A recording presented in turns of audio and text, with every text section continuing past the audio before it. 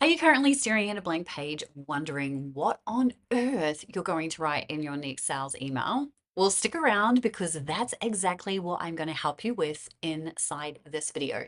And hey, if we haven't met, I'm Lise Cartwright, founder of Hustle and Groove, and I've worked with over 1,000 amazing creative entrepreneurs and helping them ditch social media and make daily sales. So today we are still talking about email, but now we're going to talk about how you can use storytelling to actually hook your amazing people. Are you ready?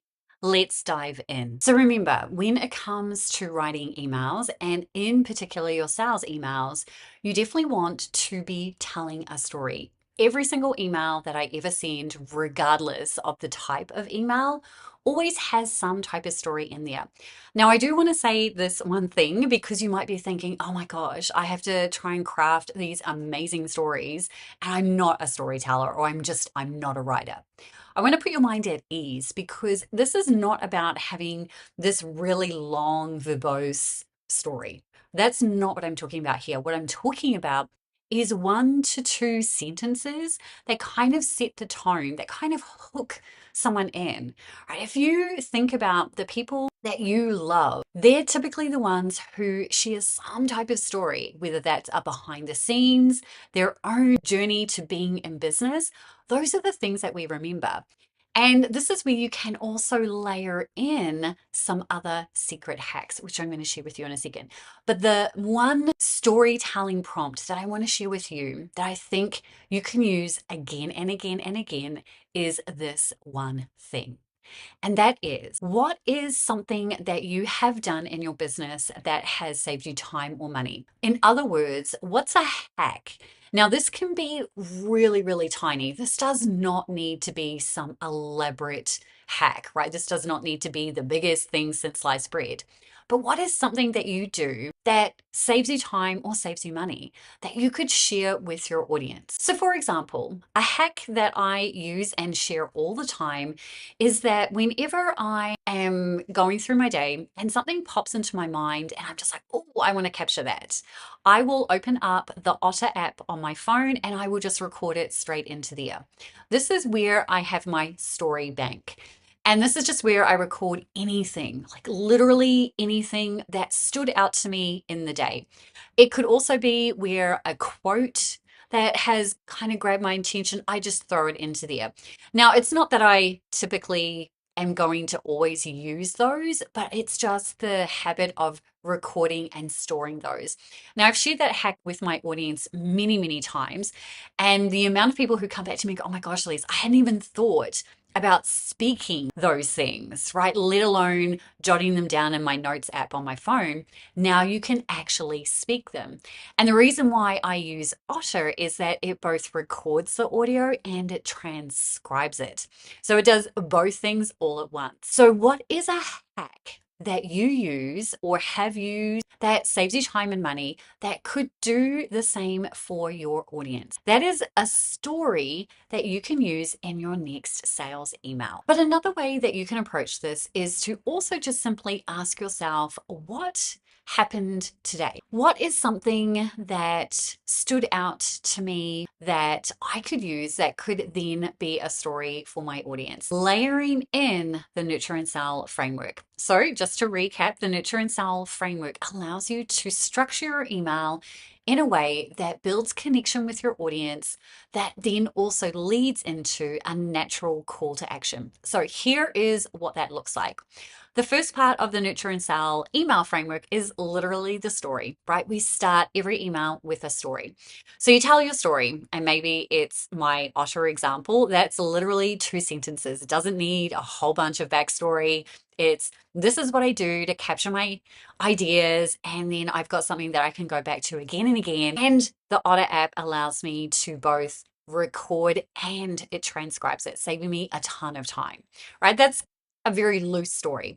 Now, if I was sharing something like that, the next thing that I would do following the Nurture and Sell framework would be to share a lesson or a takeaway, right? Sometimes there's not necessarily a lesson in everything that we do, but this is where you could throw it into AI and have it help you come up with something, particularly if you feed it your ideal audience, if you are leading into an offer, if you told it all of that, then it can help you craft that. The next step is to provide some type of actionable step.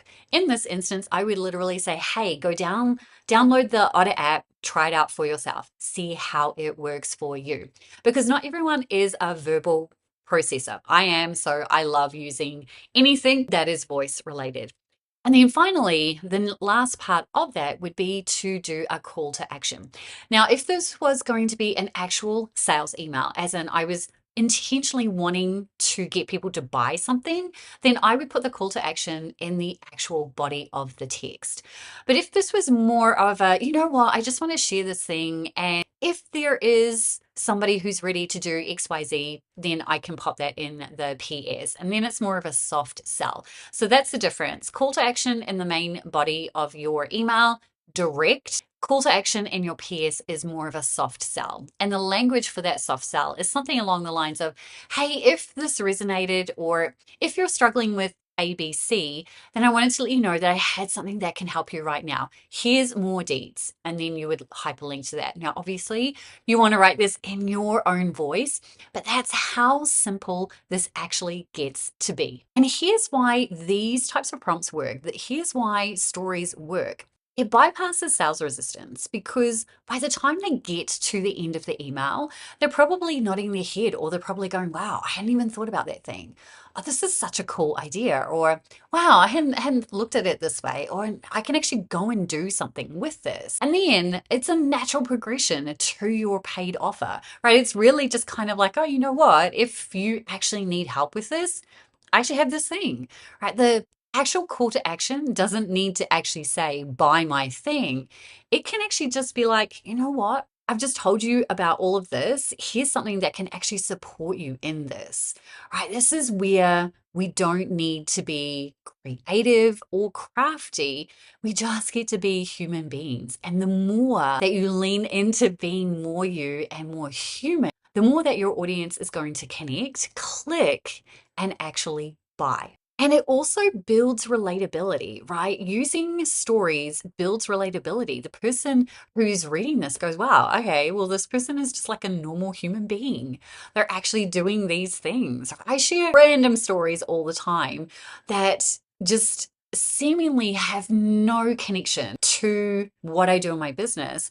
But it does connect with my audience because it shows that I'm doing stuff on a day-to-day basis, right? That I'm an actual living, breathing human being. And this is so much more important than ever because there are so many people who are using AI to write for them. Now, I'm not opposed to using AI to help, but if you are using AI to write everything for you, you're going to lose the human touch. And that's where the story component comes in, because stories are unique to each of us. And our unique lens and the way that we look at the world and the way that we experience the world is different, and AI cannot replicate that.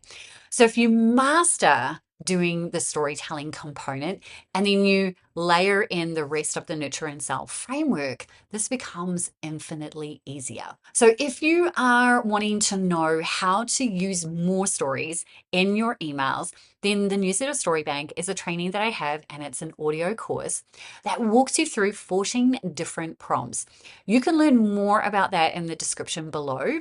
But for now, the next video that is coming up on your screen is going to help you bust through the myths that are stopping you from writing your sales email content. I'll see you in that video.